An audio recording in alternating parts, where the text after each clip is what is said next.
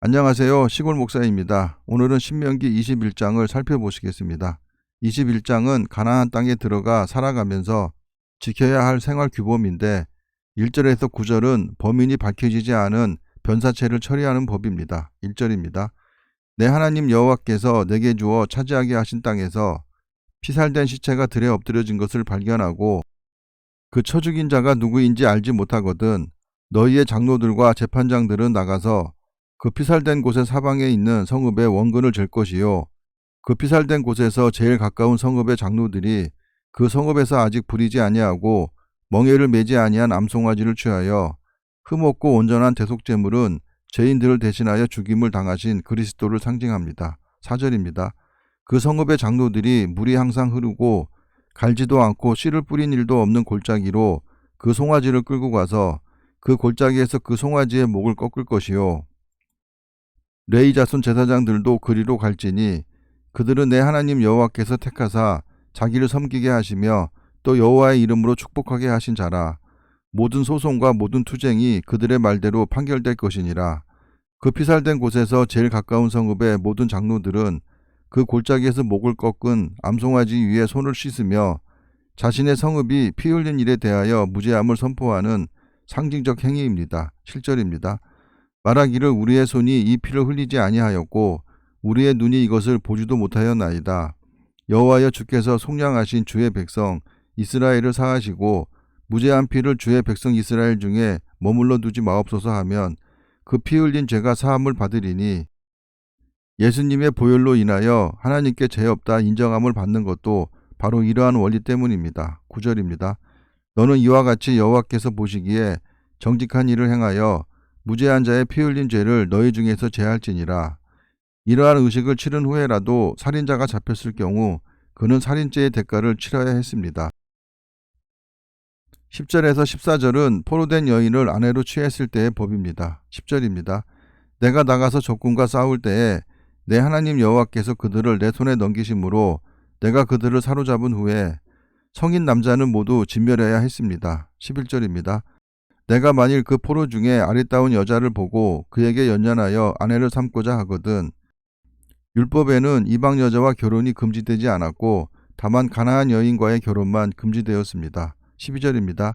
그를 내 집으로 데려갈 것이요 그는 그 머리를 밀고 손톱을 베고 여인이 머리를 미는 것은 자신의 옛 이방 모습을 벗어버리고 이스라엘 사회에서 새로운 삶을 시작한다는 의식적 행위로 볼 수 있는데 이방인이 유대교로 들어갈 때의 성결 예식으로 사용되기도 했습니다. 그리고 고대인들이 머리털 다음으로 소중히 여겨 함부로 베지 않던 것이 손톱이라고 합니다. 13절입니다. 또 포로의 의복을 벗고 내 집에서 살며 그 부모를 위하여 한 달 동안 애곡한 후에 내가 그에게로 들어가서 그의 남편이 되고 그는 내 아내가 될 것이요. 한 달 동안의 애곡 기간은 이 기간을 통하여 그 여인이 자신의 고향이나 가족을 떠난 슬픔을 정돈하고 자신의 앞날을 준비할 수 있는 기간입니다. 14절입니다. 그 후에 내가 그를 기뻐하지 아니하거든 그의 마음대로 가게 하고 결코 돈을 받고 팔지 말지라. 내가 그를 욕보였은즉 종으로 여기지 말지니라. 포로의 인권을 지켜주기 위한 3500년 전에 하나님께서 주신 윤리의 법입니다. 15절에서 17절은 두 아내를 두었을 때 자신이 미워하는 아내의 자식이 장자라면 아무리 아내가 밉다고 해도 장자를 바꾸면 안 된다는 것입니다. 15절입니다. 어떤 사람이 두 아내를 두었는데 하나는 사랑을 받고 하나는 미움을 받다가 그 사랑을 받는 자와 미움을 받는 자가 둘 다 아들을 낳았다 하자 그 미움을 받는 자의 아들이 장자이면 한 남자가 두 아내를 거느리는 것은 분명 하나님의 창조 질서에 어긋나는 일입니다. 16절입니다. 자기의 소유를 그의 아들들에게 기업으로 나누는 날에 그 사랑을 받는 자의 아들을 장자로 삼아 참 장자 곧 미움을 받는 자의 아들보다 앞세우지 말고 만일 아들이 없는 경우에는 딸들로부터 시작하여 고인의 형제들, 고인의 숙부들 순으로 유산이 분배되었습니다. 17절입니다.